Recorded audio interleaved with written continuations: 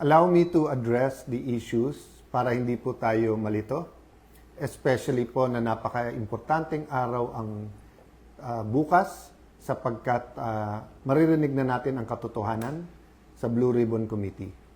So let's start with a biblical principle. Kung anong itatanim natin, yan ang ating aanihin. Mula sa ating pagkamusmos, di ba?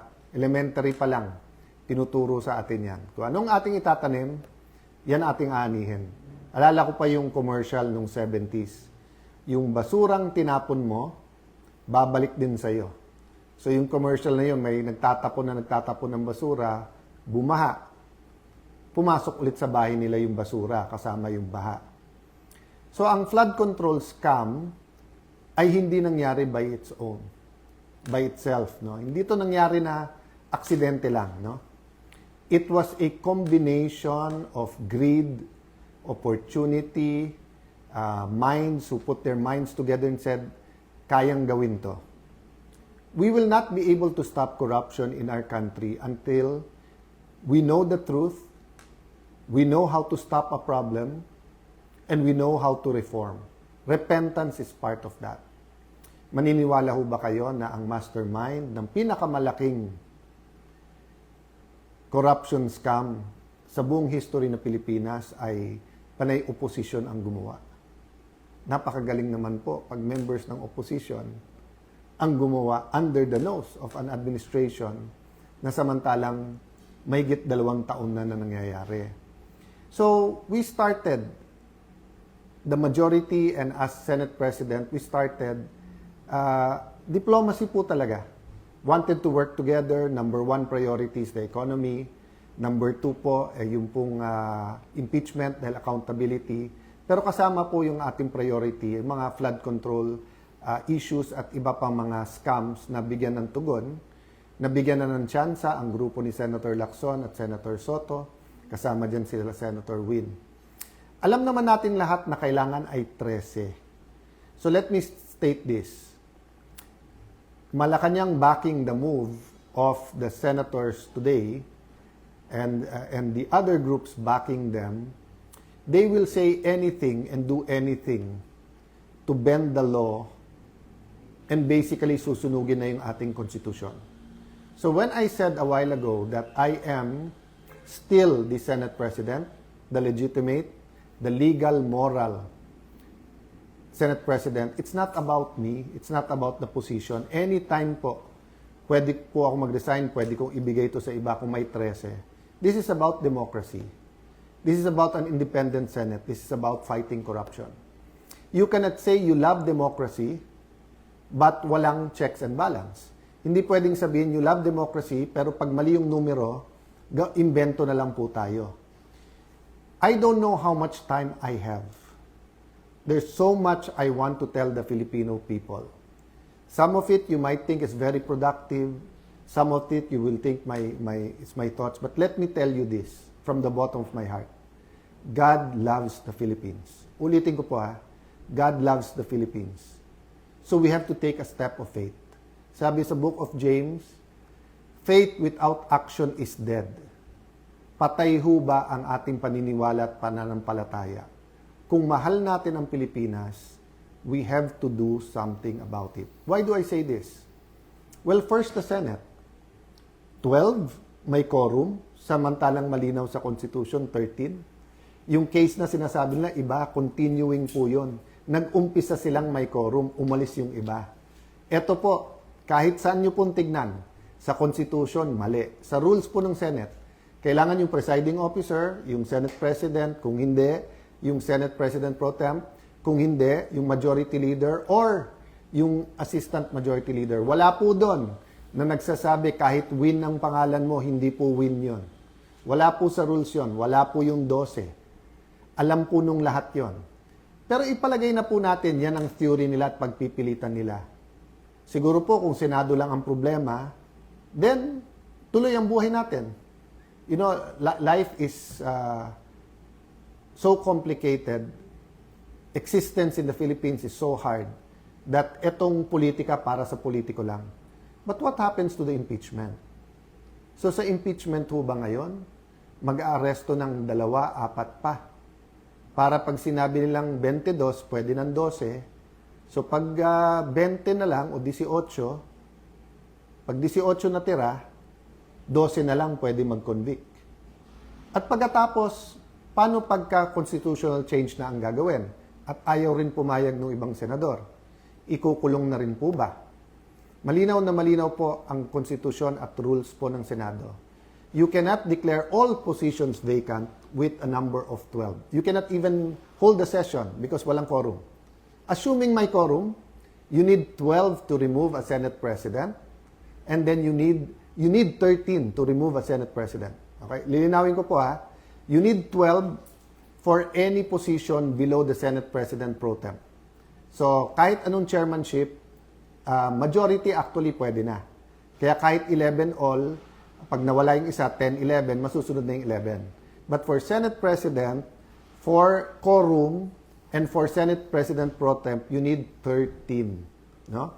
So, ilalaban po natin to, hindi dahil nilalaban nyo ang Senate Presidency ni Alan Cayetano. Hindi. Kung hindi dahil po, mahalaga sa atin ang 1987 Constitution. Dahil po, hindi ito isang pirasong papel lang. I'm issuing a memo to the Secretariat and to the Office of the Sergeant at Arms to keep the Senate open tomorrow. We will have the Blue Ribbon Committee. As Senate President, nasa authority ko po ang premises ng Senado. Do not padlock the Senate. Do not have an excuse na may rally. Parati naman may rally sa Senate. Do not tempt the Filipino people to come out in thousands, hundred thousands, and millions. We are not provoking a political crisis here. You are provoking a crisis. Sabi nila, trabaho yung issue. Pinalitan lang nila yung mga chairman, tapos in-adjourn din. Hindi rin naman pinatawag yung CA para sa mga general. Hindi rin naman tinuloy yung bill sa sabi lang ospital at saka yung sa mga estudyante, hindi ba? So, kitang-kita po kung ano ang kanilang intensyon. Sabi po nila, I'll address myself to, pasensya na po kayo, to the Pink and Dilaw group. No? Di ba sabi nyo, paano naman yan? Si Senator Marcoleta at si Senator Jinggoy. Bakit sila ang mga vice chairman? Lahat ng issue nandun sa nilagay nyo chairman ngayon, di ba? Issue sa campaign donation, campaign donations, nandun po yung issue ng malay-maleta, nandun issue sa flood control. And then ipopostpone yung hearing bukas. Even when chairmans were changed before, you don't need to postpone the hearings. So, ako lalong na-intriga, ano bang pwedeng sabihin ng mga Marines? Ano bang pwedeng sabihin ng Ombudsman, DOJ at saka DPWH na pati Constitution natin ibabasura para lang dito? So yes, I'm appealing for calm. I'm appealing for prayers. But I'm also appealing that we put action to our faith. I will do what I can. I will go to the Senate before 10 o'clock. I will do what I can para buksan yung session hall at nandun po ang hearing natin. My authority now comes from the Constitution, but my strength will come from your prayers and will come from the fact na ang ating bansa ay dapat ipaglaban. I still remember the day that my dad called us together at lumuluha siya at sinabi niyang mag-abroad na kayo because magkakagulo. And we don't know what will happen. We may be arrested, we may be killed. That was either February 21 or February 22. I think it was 21, before that day. And we all hugged him and sabi namin, if you love your country, we love hindi ka namin iiwanan. So, malayo tayo sa crisis, mga kababayan. Malacanang, malayo tayo sa crisis. Why are we bringing it to a point of a political crisis na mahirap i-atras? The hearing is confined. So, yes, the notice of cancellation from the illegitimate, the illegitimate is not the committee. No, hindi ko ginagaya si Senator Erwin na ginagamit yung word na bastard kasi ngayon, whether or not you're a single parent, whether or not you're legitimate, tao ka pa rin. I'm talking illegitimate meaning hindi siya legal. Senator Erwin is not the legal chairperson of the Blue Ribbon Committee. Okay? Senator Pia Cayetano is the chairperson because there was no quorum, there was no session under the law that took place. Daming issue sa Supreme Court, yung unprogrammed funds, yung legality ng 2025 budget. Ang dami pong issue sa Supreme Court. Again, ulitin ko po, ang pinakamalaking problema ng ating kababayan ngayon ay presyo. Presyo, trabaho at kita.